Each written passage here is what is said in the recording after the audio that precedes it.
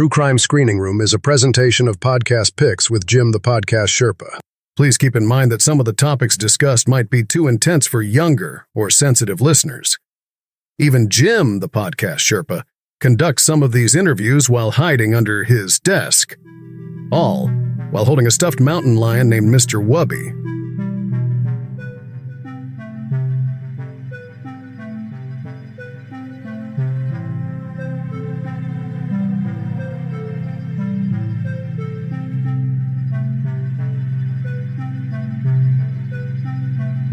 Welcome to True Crime Screening Room, the podcast featuring interviews with creators who dedicate their work to unraveling true crime mysteries.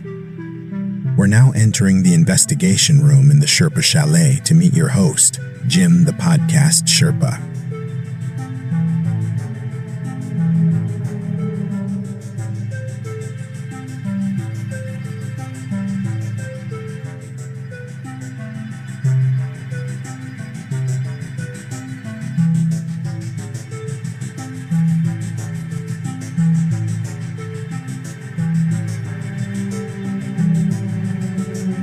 Hello there, rebels of the Sherpolution, and welcome to True Crime Screening Room. It is a side project of Podcast Picks with Jim, the Podcast Sherpa. That is me, of course, coming to you from Sherpa Studios here in Sherpa Chalet, high atop Mount Podcastia, where I overlook the millions and millions of podcasts that are out there. But as the name suggests, this is the true crime time that we came for, and I have a really great guest. I always have great guests in these rooms. Love it. Love it. Today's guest is Craig McGuire, and he came by to talk about his fourth book. It is called Empire City Under Siege. And this really chronicles the FBI's battle against organized crime in New York City. And he co-authored this book with a gentleman named Anthony Nelson. Anthony, unfortunately, couldn't make the interview. I can tell you that he has worked in law enforcement for 40 years, and he worked with Craig on writing the book. And we get into that, and even though he wasn't there were a lot of fascinating stories that Craig had to tell based on his conversation with Anthony and a lot of his fellow officers. So it's not just a true crime book. It's really a look behind the scenes of what the FBI did to bring down a lot of these organized crime families. And you'll be really fascinated by some of these stories. And speaking of Craig, we're going to provide a link to all of his books on Amazon because they all really have a tie into crime and mayhem and mischief and really a lot of interesting topics that are covered by him as well. So we had a really cool conversation. He's a super nice guy. Of course, I have wonderful guests here. And we spent a little bit of time, and why don't we head on down to the investigation room in the Sherpa Chalet, and you will hear my interview with Craig McGuire, the author of Empire City Under Siege. Hello there, rebels. We are here in the investigation room in the Sherpa Chalet. My guest today, his name is Craig McGuire. He is coming to us from New York City, and I think out of all the guests that I've had, I think you're probably the first guest I said, given the books that you've written, I think you are required to live in New York City because they definitely have a New York feel and a heavy New York story to it. He's a lover of crime and mischief and misdemeanors. His newest book is called Empire City Under Siege, and he's also written several other books, Carmine and the 13th Avenue Boys, Surviving Brooklyn's Columbo Mob, Brooklyn's Most Wanted, the Top 100 Criminals, Crooks, and Creeps from the County of the Kings. Gotta get that one right. And this one, I was interested in this one, Beyond the Odds, Why March is the Unluckiest Month. I didn't realize that so many horrible things that have happened in history happen in March. And I have a birthday in March, so I think that explains a lot. So thank you, and welcome to the show, Craig. Thanks, Jim. Thanks for having me on. Big fan. Thank you. And now, when you met Anthony John Nelson, who is your co-writer on the book, he originally didn't want to do the book and he didn't want any credit, right? Yes, sir. This actually came about from a aborted project that I was going to do a bio on another member of law enforcement. It kind of didn't come together, and Anthony was involved just as in a supportive role. That's just the kind of guy Anthony is. He's He's very supportive of his colleagues, friends, family, and he's just a remarkable individual. So one day while things were falling apart, I had breakfast with Anthony and his lovely wife, Cindy, and we were just, talking over some cases, and he started to pull out clip after clip. And I found on this journey working with former members of law enforcement, a lot of times they don't really realize the creative value of so many of these cases, because they live it. Right. So with each clipping he was pulling out, I was like, we have a book here, something to do. Anthony is he's very humble. He's like the quintessential G-man, just a man of integrity, and Right. has such gravity, just to be in the same room with him. And he did not want to call attention to his career. But eventually Cindy and I were able to convince him, because there's such value here, and the ground we cover here is not just about his life, but a lot of the evolution of law enforcement in the latter half of the 20th century. We eventually were able to convince him to do it, and he just had a couple of prerequisites. He didn't want to really shine the light exclusively on himself. He wanted me to interview other members of law enforcement, which I did. Mhm. And most importantly, he wanted to get it right. So if there's anything inaccurate in the book, it's entirely on me. Really did my best to get everything right, but we cover so much ground and so many personalities. So it's been an interesting journey. Yeah, Empire City Under Siege is definitely a different type of true crime book. I mean, you're looking at these cases that are either very well known or maybe not as well known, and going into the background behind that, because you really get into how the FBI approaches it, and actually explode one of the myths that there's no cooperation between the agencies. That's actually not true, right? Exactly. And this was fascinating because when you look at the evolution of law enforcement in the 20th century, and really how the FBI was created as a investigative unit in the Justice Department to keep pace with how America was evolving. You had these really impactful trends in immigration, in urbanization. And then you had like organized crime wasn't organized at all on a massive scale until Prohibition.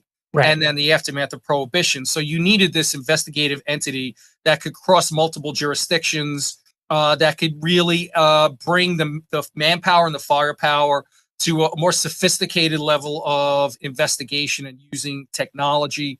But then as you saw a lot of these trends sort of explode across the American landscape, and you saw the rush to the cities, the FBI had to continue to evolve. So what you had was Anthony was born in 1949 in Brooklyn. By the time he made his way to the FBI in 1969, starting in administrative capacity, and then in 1976 he was sworn in, went to Quantico, and then he was assigned to the New York field office, one of the largest offices of the FBI, and where you really have a concentration of so many different types of criminal activity. As opposed to like a smaller office where perhaps it was a more preponderance of financial crimes or hijacking. You really had the full gamut here. Also, at a time, remember, they didn't have mobile phones. I mean, you had very rudimentary listening devices. Right. So you didn't have the tools or the technology that would facilitate collaboration. If you think about it, as a reporter, I cut my teeth as a reporter at the Bay News in Brooklyn, where, and this was the 80s, and where we had to use reverse directories, where we had to go to the library to look up facts. Now, if you think as an investigator, where at the local level, they're not even tracking neighboring precinct activities often. So you had to manually go from jurisdiction to jurisdiction. So it was really difficult to collaborate. What came out in the book is the rise of this interagency collaboration. And sure, there's always going to be personality conflicts. You have that in all walks of life and all professions. Right. And with the amped up drama in law enforcement, you're going to get that to a higher degree. But what's not covered enough is the camaraderie that developed in these decades as technology came together, as organized crime became more threatening. Stakes were high. Remember, in the 70s, there were over 3,000 bombings across America, Right. with many of them in New York City. You had the rise and the stranglehold of organized crime. But you also had all this insidious political activism. You had hijacking was at epidemic proportions. So you had this real need for collaboration, but then you had the evolution of law enforcement. You had the start of these joint task force before this era, you really didn't have that. And there's some remarkable, really slice of life stories where you have the FBI, which tend to be higher educated, college educated professionals. And then you have local law enforcement. I mean, still educated, but more rough and tumble. So for some of these task force, you take 6 FBI guys, you take 6 grizzled NYPD detectives, put them in the same room, and within a week, you can't tell the difference. Right. Just so while there was a lot of tension and drama, there was much more camaraderie, much more partnership that I think, and that's just one of the themes that I wanted to come across. Now, coming in, as a journalist, as like an outsider to all this, was there anything about the FBI that you learned that really surprised you? It's interesting that you mentioned that. When my previous book was Carmine and the 13th Avenue Boys, it was profile Carmine Imbriali, who for years was a Colombo family street enforcer, bookie. So working with the members of organized crime to develop a creative project is much different than working with former members of law enforcement. And it got me thinking, like, they operate at a totally different level through like decades of conditioning. It's like it truly is forged by fire. I don't think you can even do it justice when you describe the challenges, the day-to-day challenges of the job, and I guess how that makes you evolve as an individual. I have to tell you, when you conduct interviews and I share transcripts, I really want to make sure I get everything as accurate as I can. Do my follow-ups. The various members of law enforcement I interviewed, I would ask, I give them plenty of time, say, you have a couple of weeks, take your time, whenever you want to get back to me. To a man, I have to tell you, Jim, right away they would halt vacations. I had one gentleman, I think he was doing a motorcycle trip up the East Coast, and then he stopped that to be able to respond. I think they just have a level of urgency and integrity that you don't find in other walks of life. Right. It was my privilege to work with them, and one thing I really want to get across is their sacrifice that they do for us to protect and serve and keep safe. I don't think enough of those themes are being presented today. I think there's a very negative undertone when it comes to law enforcement, and I think that's very unfortunate. So hopefully this book, if anything, I hope it highlights a lot of the bravery and hard work of many members of law enforcement. It's interesting that, like, in an age of social media where your picture gets out there, your name, the days of organized crime, a lot of like the heads of the families were a lot more visible. They were more public figures, but you don't really seem to hear as much nowadays. Why do you think that is? There was this is interesting, and this is also in my Brooklyn's Most Wanted. And I touch on it here because, and we should get into that, Anthony Nelson's partnership with Kenny McCabe from the NYPD. Mm-hmm. Back then, it was a lot more prevalent. There was a lot more the myth that the organized crime was protecting the neighborhood, when in fact it was flooding the neighborhoods with drugs and destroying countless families. Right. You had this whole tapestry of all these clubhouses, and there were hundreds of them. That sort of they started as like immigrant cultural centers in New York City communities that were just hijacked by members of organized crime. And so there was unfortunately, there was a New York City police officer named Ralph Doles who was assassinated by a Colombo, on the orders of a Colombo captain. And what happened in the aftermath of that, and had been happening, was, they just crossed the line, and and this was coordinated across multiple agencies. They just took down so many of these clubs, and it was intolerable. So that sort of was the peak of the visibility. But up until that, and I tell you, I grew up on 16th Avenue, 77th Street in Brooklyn, and it was so ingrained into the culture, all this mythology, even that everybody knows somebody who's connected, if not they're connected. So it's just a really wild, strange time and setting that's all part of this work. So were all the cases that Anthony discussed with you, he wasn't necessarily an agent in all of them, but he was in some of them, and he knew a lot of the agents that were in the other ones. Is that how the book is set up? Exactly. So you see, when he came out of the academy, he was actually an undercover operative. He managed a warehouse in Red Hook, and this was Red Hook of the late 70s. It was like a really gritty, crime ridden, landscape. Don't go there at night.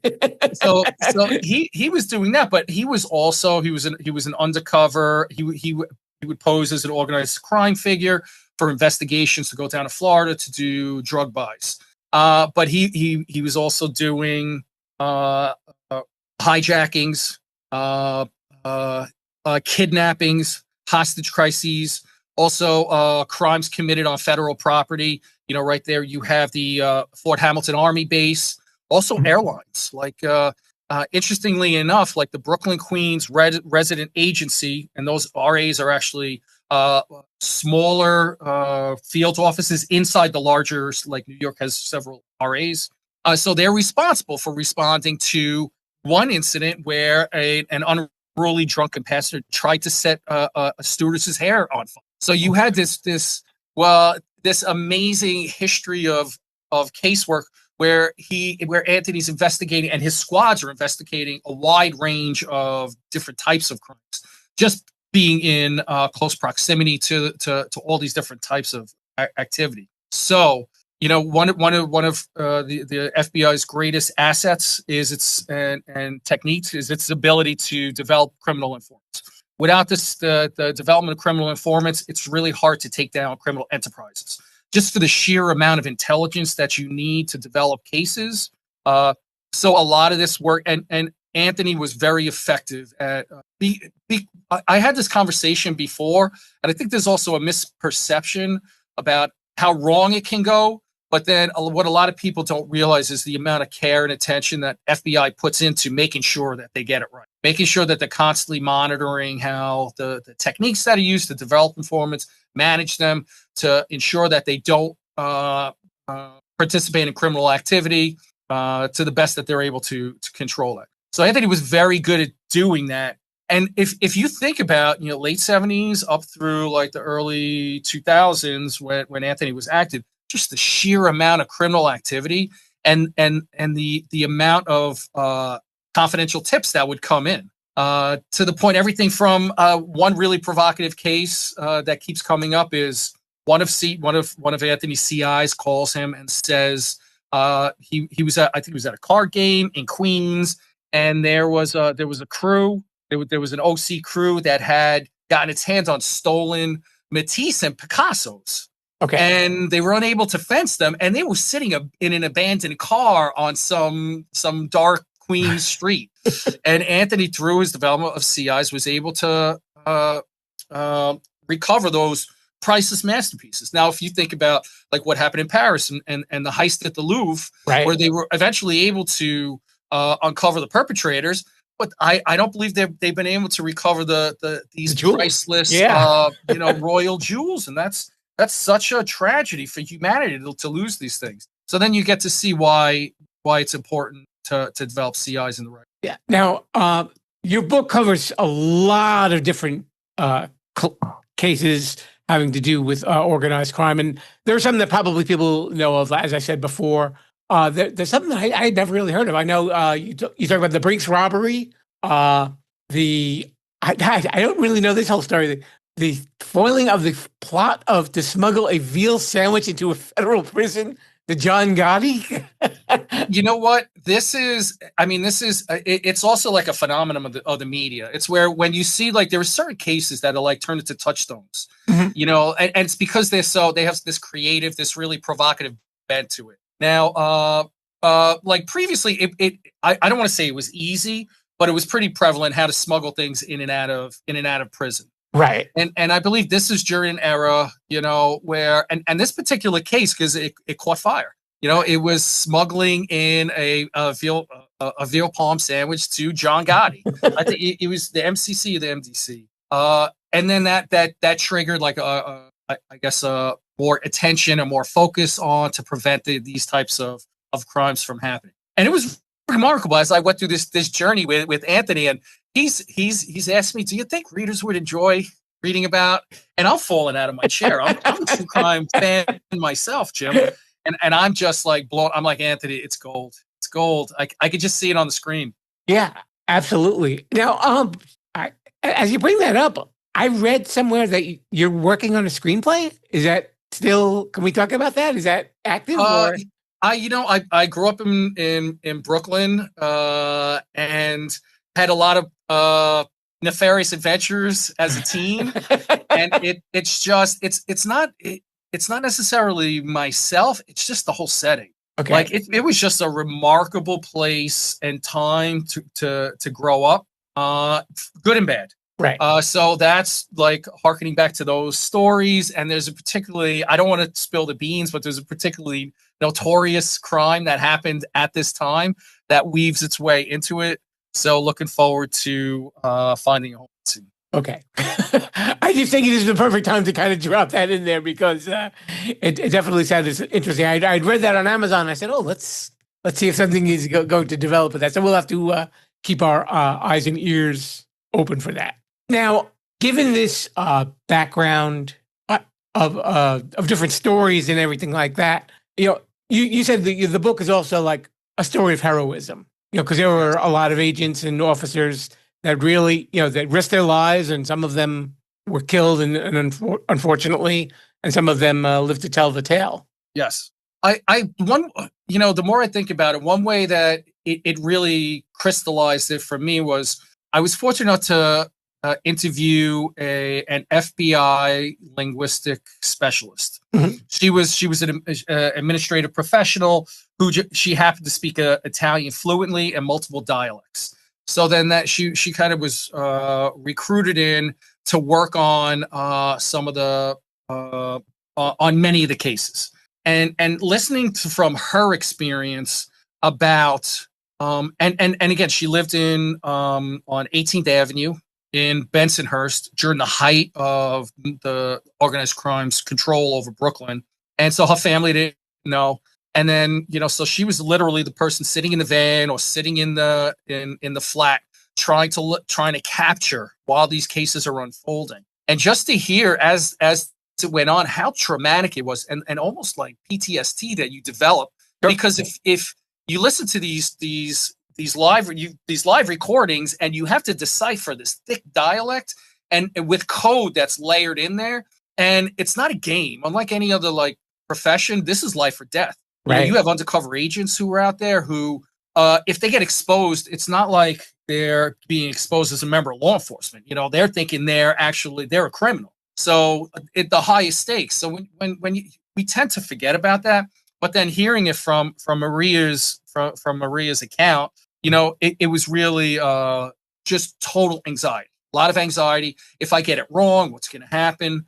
So then that kind of made me feel this deep empathy, not only for the members of law enforcement who have to go through, they have to see the bodies, Mm-hmm. Conduct the criminal investigations. And there's some really provocative. There's some terrible things that Anthony saw that are in the book, and some stuff that we didn't include. And then some of the other members of law enforcement, and you get to see they have this. They're hardened to it and desensitized to it, but you do know that it took a dramatic toll on how they view the world, and they have a level of suspicion.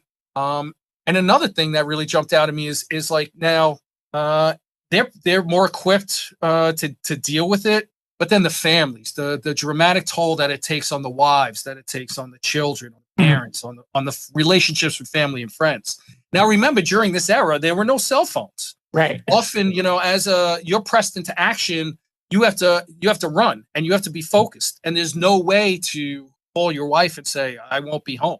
There were death threats against Anthony. And there were some other really dramatic incidents.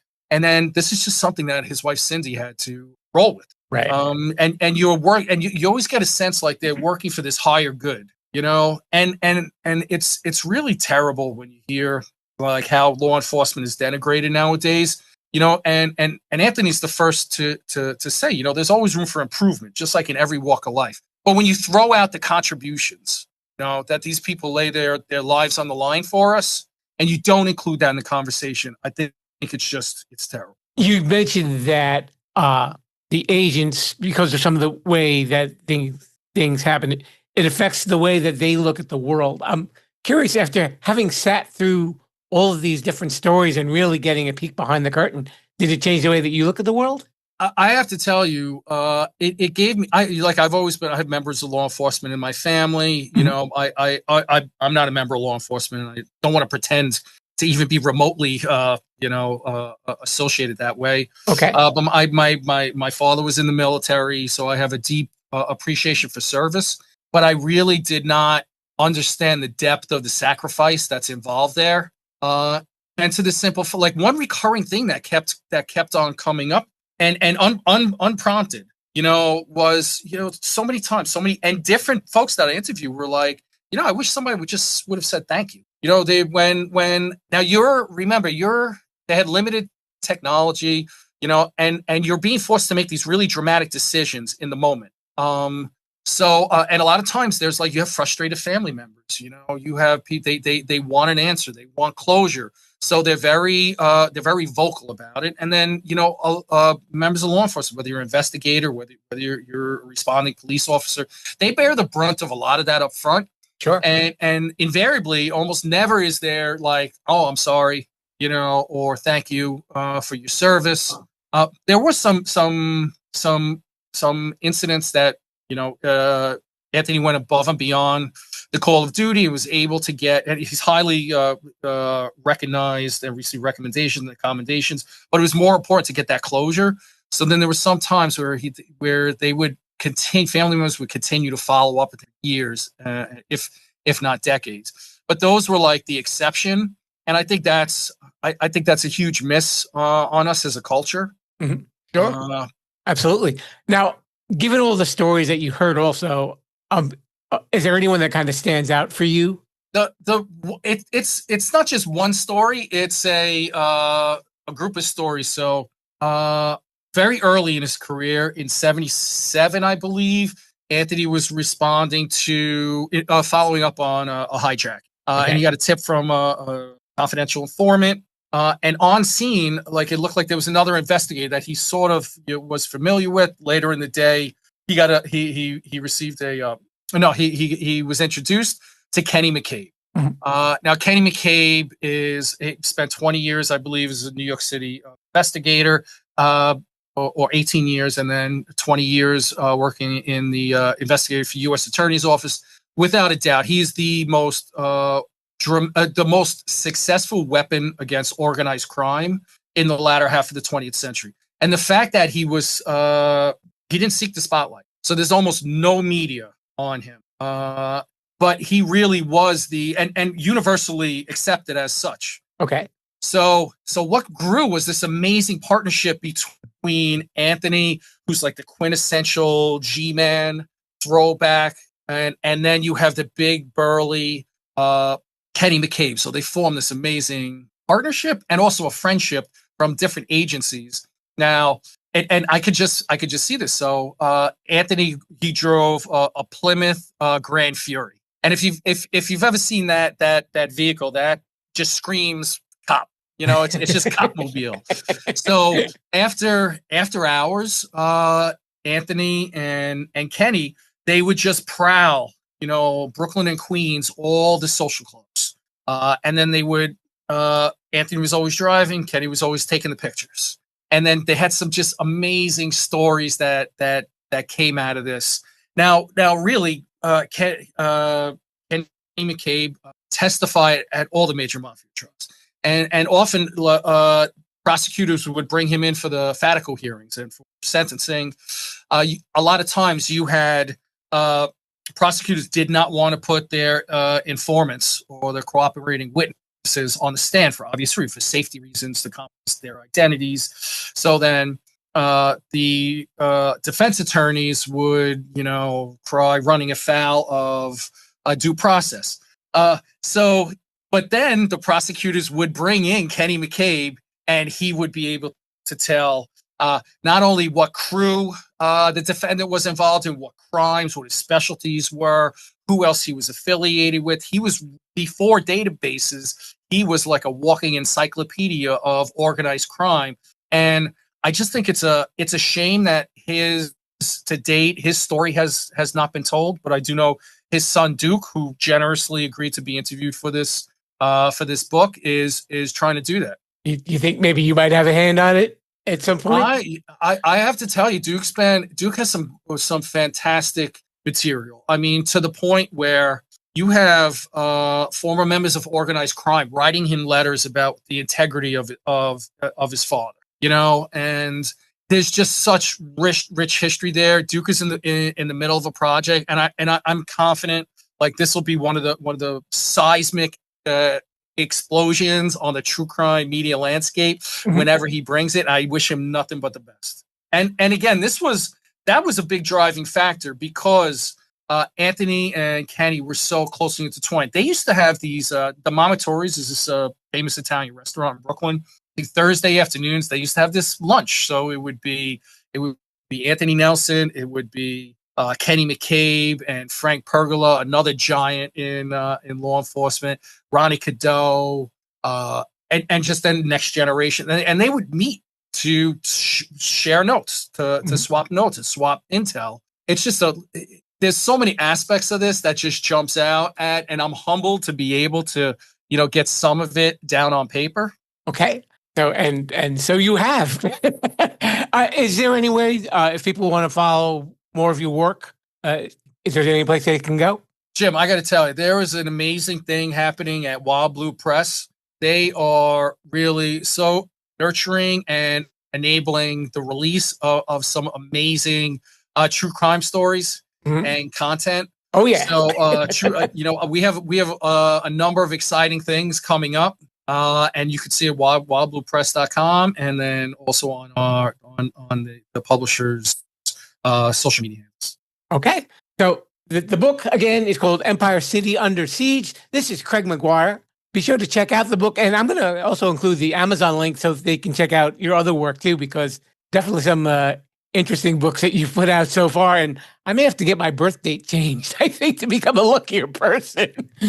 So, Craig, thank you so much for coming on the show. Thanks, Jim. You're the best. One of the best interviewers I've had yet. Really appreciate it. Listen and subscribe on podcast apps everywhere. And we're on YouTube at Sherpalution. Sorry, no video. You're welcome. Thanks to Craig McGuire for swinging by True Crime Screening Room. And be sure to click the link in the show notes. That'll take you to his Amazon page and check out his book, Empire City Under Siege, as well as some of his other books, because I think that if you are a true crime lover, you're really going to like these books. Trust me. So if you like what you hear, not just me stumbling through my interviews and everything like that, you can follow the show on social media at Sherpalution, of course, Instagram, TikTok, Threads, and YouTube too. And you can listen to the show on YouTube, podcast apps everywhere, and open.video, which is kind of like YouTube, but I think there's a lot less ads and it actually supports the show a little bit more. But no arm twisting going on here. Nope. Can't do that. I don't know where your arm is. I'm all the way over here. Anyhow, I just wanted to let you know a little something. I am working on getting some guests, and it's just been a little tricky kind of ironing out some of the details. So I will hopefully have another guest for you next week. I'm sure we will. And, because thinking behind the scenes for a second, sometimes you may have a guest that wants to do the show, but you can't find a time where you can do the interview. So that does sometimes make things tricky. And then sometimes I've had guests that would love to do the show and then I never hear from them again before we even do the interview. So I don't know why that happens. They probably find out the truth about me. The truth is that's going to be it for me. And I guess I will see you next time. So until then, true crime lovers, viva la Sherpalution.